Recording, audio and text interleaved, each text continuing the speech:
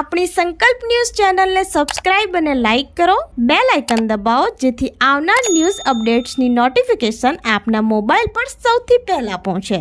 Like, subscribe and share the video. નમસ્કાર દર્શક મિત્રો, હું છું ચાંદની ચૌધરી. સંકલ્પ ન્યૂઝમાં આપ સૌનું સ્વાગત છે. સમાચારની શરૂઆત કરતા પહેલા એક નજર આજના મુખ્ય સમાચાર પર. ઉમરગામના કનાડુમાં રિક્ષા ચાલક ઓવરટેકની લાઈનમાં કાર સાથે ધડાકાભેર અથડાતા અકસ્માત સર્જાયો. રિક્ષા ચાલક સાથે બેસેલ પેસેન્જરોને સરકારી હોસ્પિટલમાં ખસેડાયા. સદનસીબે જાનહાનિ ટળી. ઉમરગામ તાલુકાના કનાડુ પાસે અકસ્માતની ઘટના બની, જેમાં રિક્ષા ચાલક ઓવરટેક કરતા અકસ્માતની ઘટના બની હતી. પૂરપાટ ઝડપે ચાલતા વાહનને લઈ આ અકસ્માત સર્જાયો હતો. આ ઘટનામાં ગાડીનો ચાલક કનાડુનો રહેવાસી હોય, નામ આશીષ કોલોની, ગાડી નંબર GJ15CN0546 રિક્ષા સાથે અચાનક અથડાઈ જતા ઘટના બની. રિક્ષા નંબર GJ15AW3523નો ચાલક ભિલાડનો રહેવાસી હતો. રિક્ષા અને કાર અકસ્માતમાં રિક્ષામાં બેસેલા સવારોને ગંભીર ઈજાઓ પહોંચી હતી, જ્યારે રિક્ષા ચાલકના પગમાં મૂઢમાર વાગતા તેને પણ ગંભીર ઈજાઓ પહોંચી હતી. રિક્ષા ચાલક સાથે પેસેન્જરોને તબીબી સારવાર અર્થે નજીકના હોસ્પિટલમાં લઈ જવાયા હતા અને વધુ સારવાર અર્થે કોટેજમાં રિફર કરવામાં આવ્યા છે. ઉલ્લેખનીય વાત એમ છે કે આ જાહેર માર્ગો ઉપર વાહનોની અવરજવર દિન પ્રતિદિન વધતી ગઈ છે. કારણ સરીગામથી ભિલાડ થઈ હાઈવે જવા રેલવે ગરનાળામાં ટ્રાફિક જામની સમસ્યા વધવાના કારણે આ વૈકલ્પિક માર્ગથી લોકો જવા માટે મજબૂર બન્યા છે. જાહેર માર્ગો ઉપર અવારનવાર જીવલેણ અકસ્માતો થયા છે. પ્રશાસન દ્વારા આ જાહેર માર્ગો ઉપર ગતિ મર્યાદા માટે સ્પીડ બ્રેકર લગાવવાની જરૂર જણાઈ રહી છે. સાથે રોડની બંને તરફ લાઇટો બંધ જોવા મળતા પણ અકસ્માતનું કારણ કહી શકાય. મોડી સાંજે બનેલ આ અકસ્માતની ઘટનામાં કોઈ જાનહાનિ થઈ ન હતી, પરંતુ આવનારા દિવસોમાં આવી દુર્ઘટના ટાળવા માટે વાહનોની ગતિ મર્યાદા માટે પ્રશાસન દ્વારા પગલાં લેવામાં આવે એવી લોકમાંગ ઉઠી રહી છે.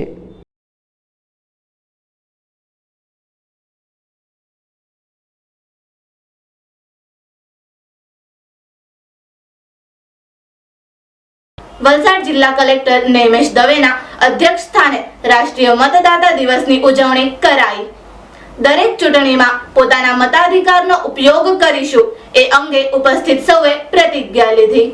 વલસાડના તિથલ રોડ પર કોલેજ કેમ્પસમાં સ્થિત સંસ્કાર કેન્દ્ર ખાતે જિલ્લા ચૂંટણી અધિકારી વ જિલ્લા કલેક્ટર નૈમેશ દવેના અધ્યક્ષ સ્થાને 15મા રાષ્ટ્રીય મતદાતા દિવસની ઉજવણી કરવામાં આવી હતી. કાર્યક્રમના અધ્યક્ષ સ્થાનેથી જિલ્લા ચૂંટણી અધિકારી વ કલેક્ટર નૈમેશ દવેએ જણાવ્યું કે ભારત સરકાર દ્વારા વધુને વધુ યુવા નેતાઓને મતદારોને મતદાન વિશે જાગૃત કરવા, પ્રોત્સાહિત કરવા અને મતદાનની રાજકીય પ્રણાલીમાં જોડવાના ઉદ્દેશ્યથી દર વર્ષની જેમ આ વર્ષે પણ 25મી જાન્યુઆરીએ રાષ્ટ્રીય મતદાતા દિવસની ઉજવણી કરવામાં આવી હતી. આ પ્રસંગે મહાનુભાવો દ્વારા યુવા મતદારોને મતદાન કાર્ડનું વિતરણ, વરિષ્ઠ મતદાતાનું સન્માન, સ્ટેટ આઇકોનનું સન્માન, અટાના માનવ સેવા ટ્રસ્ટના ટ્રસ્ટીનું સન્માન, જિલ્લાના બેસ્ટ ERO AEROને પ્રમાણપત્ર, લોકસભા ચૂંટણીમાં શ્રેષ્ઠ કામગીરી કરનાર અધિકારીઓ કર્મીઓનું સન્માન, મતદાન યાદી સંક્ષિપ્ત સુધારણા કાર્યક્રમ 2024 અંતર્ગત વિશિષ્ટ કામગીરી કરનાર કર્મચારીઓ, જિલ્લાના બેસ્ટ સુપરવાઇઝરો, બેસ્ટ બૂથ લેવલ ઓફિસરો, જિલ્લાના બેસ્ટ કેમ્પસ એમ્બેસેડર અને યુવા મતદાન મહોત્સવના વિજેતાઓનું મહાનુભાવોના હસ્તે સન્માન કરવામાં આવ્યું હતું. પોલીસ અધિક્ષક ડોક્ટર કરણરાજ વાઘેલા, નિવાસી અધિક કલેક્ટર અનસુયા જહા, ઇન્ચાર્જ નાયબ જિલ્લા ચૂંટણી અધિકારી શ્વેતા પટેલ, ધરમપુરના પ્રાંત અધિકારી અમિત ચૌધરી, પ્રોબેશનર IPS અંકિતા મિશ્રા, જિલ્લા સુપ્રિન્ટેન્ડન્ટ લેન્ડ રેકર્ડ અને વાપી મહાનગરપાલિકાના ડેપ્યુટી કમિશનર આસ્થા સોલંકી સહિત જિલ્લાના મામલતદાર અને સંબંધિત વિભાગના અધિકારીઓ ઉપસ્થિત રહ્યા હતા.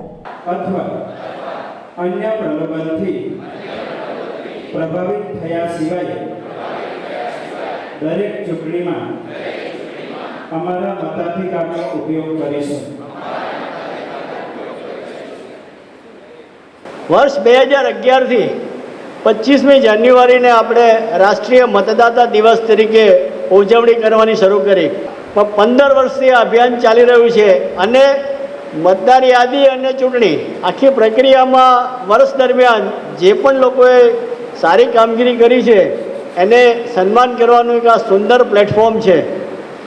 જિલ્લામાં આજે ઉત્કૃષ્ટ કામગીરી કરી છે, જેમને બધાને પ્રમાણપત્રો મળ્યા છે, સુંદર કામગીરી કરી છે, એમને ફરીથી એકવાર હું સૌને અભિનંદન આપું છું અને એમના માટે ફરી એકવાર જોરદાર તાલીઓ પાડીએ આપણે.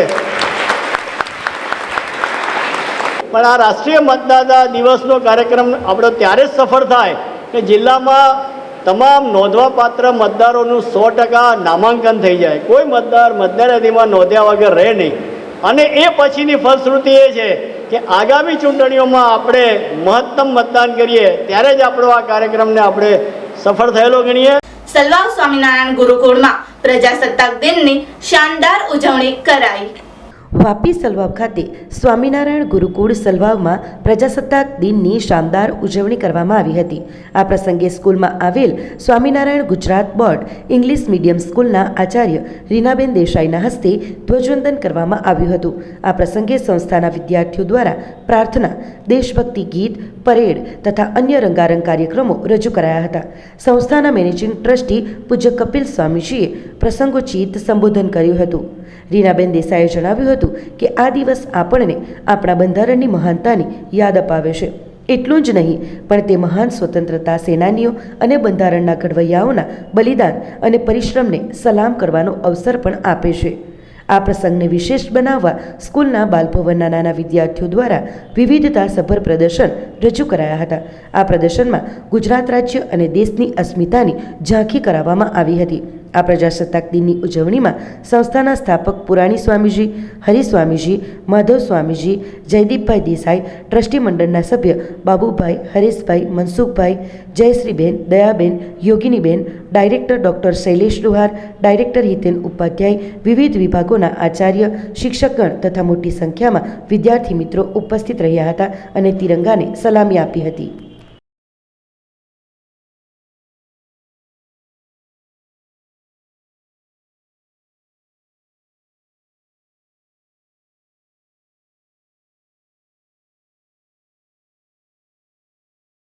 તો આ હતા આજના સમાચારો.